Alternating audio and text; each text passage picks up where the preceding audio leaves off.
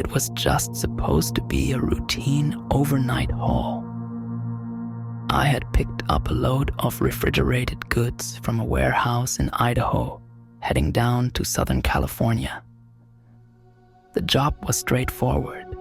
Get the cargo there by morning, keep the truck moving, and make a decent paycheck. But it turned into the kind of night I wouldn't wish on anyone. The first few hours of the drive were uneventful. Just me, the hum of the engine, and the road stretching out before me. I had a thermos of coffee and the radio playing softly, enough to keep me focused, but not too distracted. The highway was deserted, nothing but the occasional set of headlights passing by in the opposite direction. I'd been on routes like this before. Long, lonely stretches of road where it feels like the world has gone to sleep and you're the only one still awake. Around midnight, something strange happened. My CB radio, which had been silent all night, crackled to life. At first, it was just static, which wasn't unusual. But then I heard it. A voice. Faint, distant, like someone was trying to reach me from far away. Breaker, breaker. Anyone out there? I frowned. CB chatter in the middle of nowhere wasn't uncommon, but something about this voice made my skin crawl. It wasn't a typical trucker's voice. This one was strained, almost desperate. I hesitated for a second, then picked up the receiver. This is Redline. Who's calling? There was a long pause, more static, and then the voice came through again, clearer this time.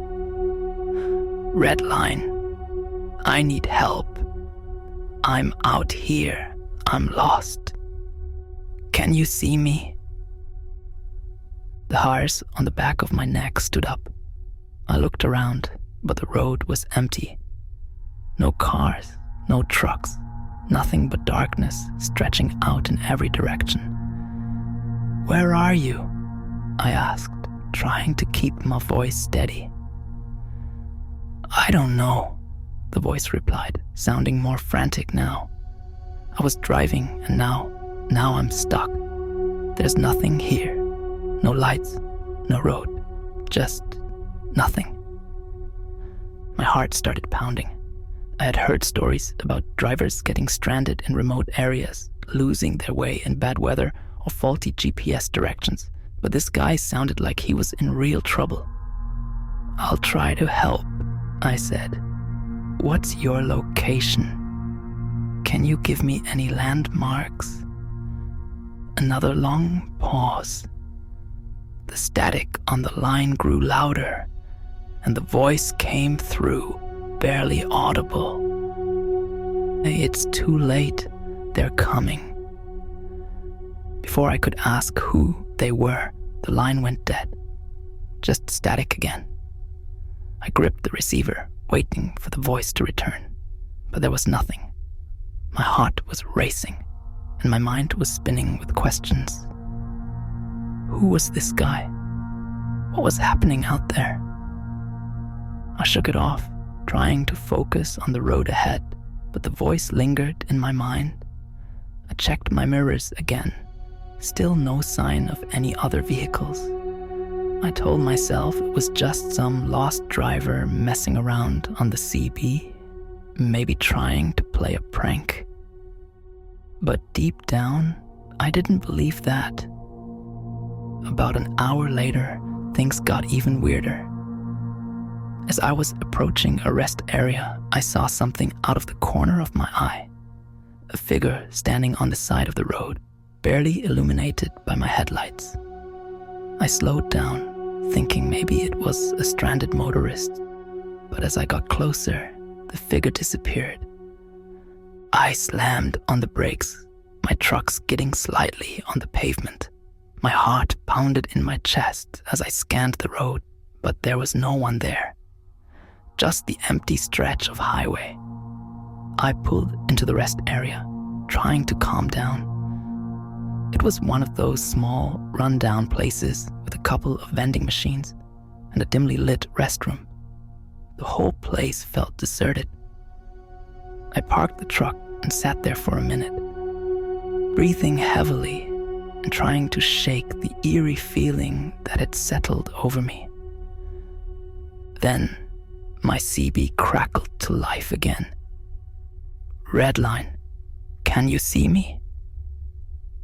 My blood ran cold. It was the same voice, the same desperate tone, but this time it sounded closer, like the guy was right outside my truck. I grabbed the receiver, my hand trembling. "Where are you?" I asked, looking around the empty lot. "I don't see you." The voice came through again, more urgent now. "I'm right here. You can't leave. Don't you see them?" I froze. "See who?" "Them," the voice hissed. "They're here. They're coming for you." I dropped the receiver and jumped out of the truck, scanning the dark rest area. There was no one around, no movement, no sign of life. But I couldn't shake the feeling that I was being watched. My skin prickled, and the air felt thick, suffocating. I decided to leave. I didn't care if I was exhausted or if I needed rest. I had to get out of there. I climbed back into the cab, started the engine, and pulled out of the rest stop as fast as I could. As I drove, I kept checking my mirrors, half expecting to see someone or something following me. But there was nothing, just the empty road and the dark sky. Then the CB crackled again, louder this time. The voice was shouting now, panicked. "They're here. They're coming for you too. Run." My hands tightened on the wheel, and I pressed down on the gas, speeding down the highway. I didn't know what was happening, but I wasn't about to stick around to find out. The voice continued to scream over the radio, but I tuned it out, focusing on the road ahead. I didn't stop driving until I reached the outskirts of a small town hours later.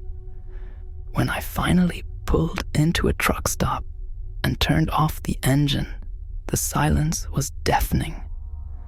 I sat there, staring at the CB radio, half expecting it to crackle to life again. But it didn't.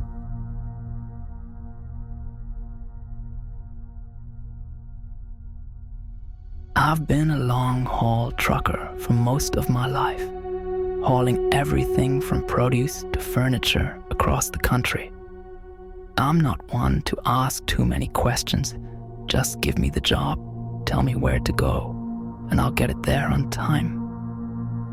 But last year, I took a job that almost ended everything for me. It was a typical morning when I got the call from my dispatcher about a load that needed to be picked up on the Texas-Mexico border. They didn't give me many details, just that it was a rush delivery heading up to Kansas. The money was good, too good to pass up. And the location didn't seem that unusual, so I agreed. The pickup point was a small warehouse right near the border, just on the U.S. side. The area was sketchy, lots of rundown buildings and abandoned lots. When I arrived, there were two guys waiting for me. They were both wearing sunglasses and had this cold, no-nonsense vibe. One of them handed me the paperwork, which seemed legit enough, but something about the whole thing felt off. Still, I'd learned not to ask questions. Sometimes the best way to stay out of trouble is to act like you don't see it. So I hooked up the trailer, signed the papers, and hit the road. Everything seemed normal for the first couple of hours. I was making good time, and the roads were quiet. But the entire trip, I couldn't shake the feeling that something was wrong. I kept checking my mirrors, half expecting someone to be following me, but there was nothing. Just me, the truck, and miles of open road. That feeling didn't go away, though. If anything, it got worse. As I got closer to the customs checkpoint, my gut started screaming at me that something was off. But by then, I was already committed. Turning around wasn't an option. When I pulled up to the checkpoint, my nerves were on edge. I had gone through customs plenty of times before, but this time I couldn't stop sweating. The border agent waved me over, and I pulled up to the booth. He gave me the usual once-over, asked for my paperwork, and walked around the truck. That's when things took a turn. "Step out of the vehicle," he said, his tone suddenly more serious. I felt a chill run down my spine. "Is there a problem?" "We're going to need to inspect the trailer," he said, not answering my question. I climbed out of the cab, trying to keep my cool. They ran the dogs around the truck, and within minutes, one of them started barking like crazy near the back of the trailer. I felt my stomach drop. The agents opened the trailer, and that's when I saw it. Boxes and boxes of what I thought were electronics, but hidden among them were bags of something else, something illegal. I hadn't known it at the time, but I was transporting drugs. A lot of drugs. I couldn't believe it. My whole body went cold as they started unloading the boxes. Cocaine, heroin. I had no idea what was in those bags, but I knew it wasn't good. I tried to explain that I had no idea what I was carrying, but the agents weren't buying it. They didn't care that I was just the driver. To them, I was a part of it. I was handcuffed and taken into a small, windowless room inside the checkpoint. The fluorescent lights buzzed overhead, and the walls seemed to close in on me as I sat there, waiting for what felt like hours. I tried to piece together how this had happened. Who were those guys at the warehouse? Why hadn't I checked the load more carefully? But none of it mattered now. I was in deep trouble. Finally, 2 agents came in. They sat across from me, their faces expressionless. "You're in serious trouble," one of them said. "This is a federal offense. You're looking at a lot of time." My heart pounded in my chest. "I didn't know," I stammered. "I swear I didn't know what was in the trailer. I just picked up the load like I always do." The second agent leaned forward.